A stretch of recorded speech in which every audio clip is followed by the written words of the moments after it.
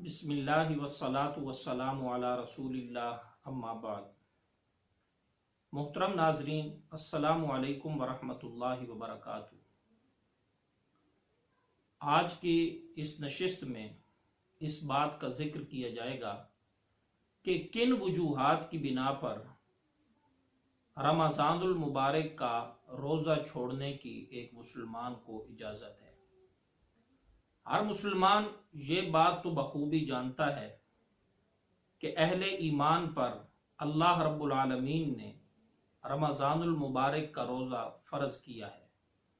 جیسا کہ ارشاد باری تعالی ہے، یا ایھا الذین آمنوا کتب علیکم الصیام، اے ایمان والو تم پر روزے فرض کیے گئے۔ محترم ناظرین، اگر لڑکا یا لڑکی وہ نابالغ ہیں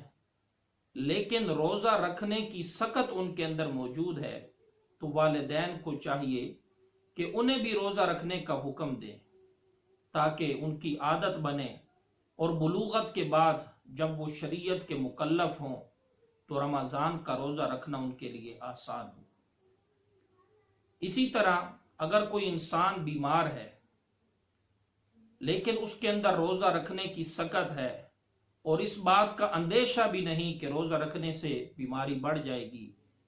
تو ایسی صورتحال میں اس بیمار کو بھی چاہیے کہ وہ رمضان المبارک کا روزہ لازمی طور پر رکھے۔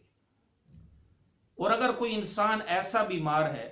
کہ اس کے اندر روزہ رکھنے کی سخت نہیں اور اندیشہ ہے اس بات کا کہ اگر روزہ رکھا گیا تو بیماری بڑھ جائے گی، تو ایسی صورتحال کے پیش نظر اسے چاہیے کہ وہ رمضان المبارک کا روزہ نہ رکھے۔ رمضان المبارک کے بعد جب صحت یاب ہو تو اس روزے کی قضا کر لے۔ اسی طریقے سے اگر کوئی انسان عمر رسیدہ ہے اور روزہ رکھنے کی سخت اس کے اندر نہیں، یا کوئی ایسا بیمار ہے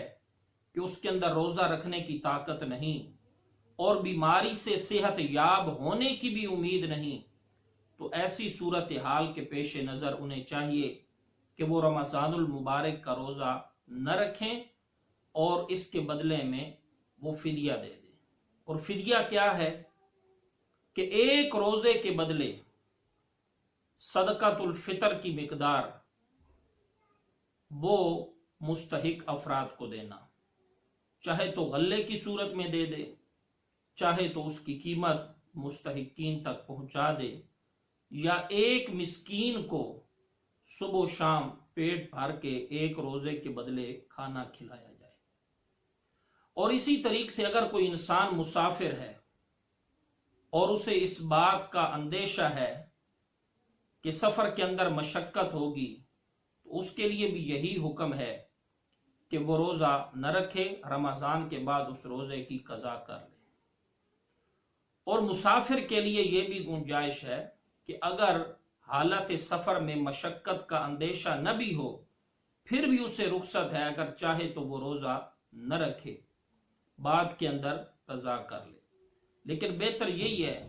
کہ اگر اس کے اندر روزہ رکھنے کی سخت ہے اور سفر کے اندر مشقت کا خوف اور اندیشہ بھی نہیں، تو اسے بھی چاہیے کہ وہ روزہ رکھنے کا اہتمام کرے۔ اسی طریقے سے وہ خواتین